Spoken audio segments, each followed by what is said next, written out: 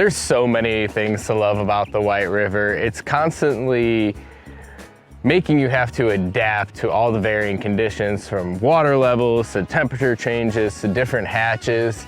You know, we also have the propensity to grow really large fish in this river, and varying species like you wouldn't believe, from rainbow to brown to brook to cutthroat. There's walleye in here we've caught. You know, it's a river for all sorts of levels of anglers, from super beginner all the way to super experienced, especially for fly fishermen. As far as fly fishing goes, it allows you to fish a lot of different disciplines at different times of the year, really. You know, everything from stripping streamers and running drift rigs with a variety of midges and patterns, everything down to, you know, a size 22 ruby midge all the way up to size 2 and 4 streamer hooks in the winter for big browns.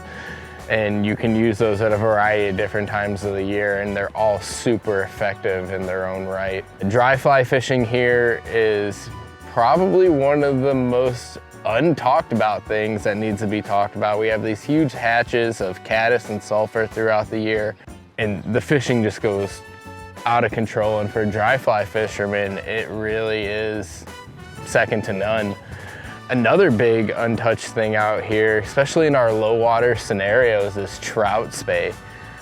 You can always catch a fish on a swung bug here. I feel like I've never had a day where I haven't gone out and at least pinned a few, just, you know, swinging some sort of bunny leech pattern or anything like that.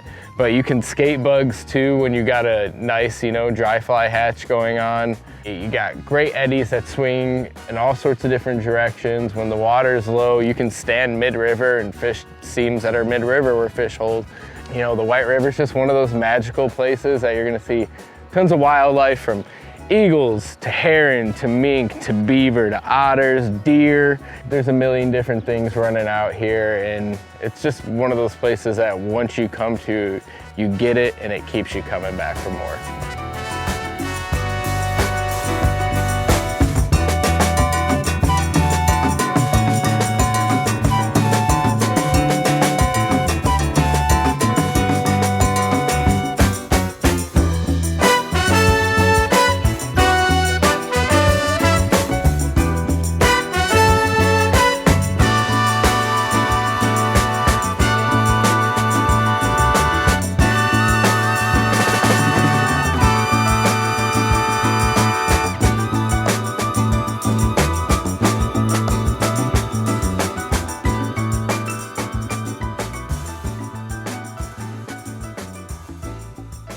It'd have been cool if that was a brown, huh?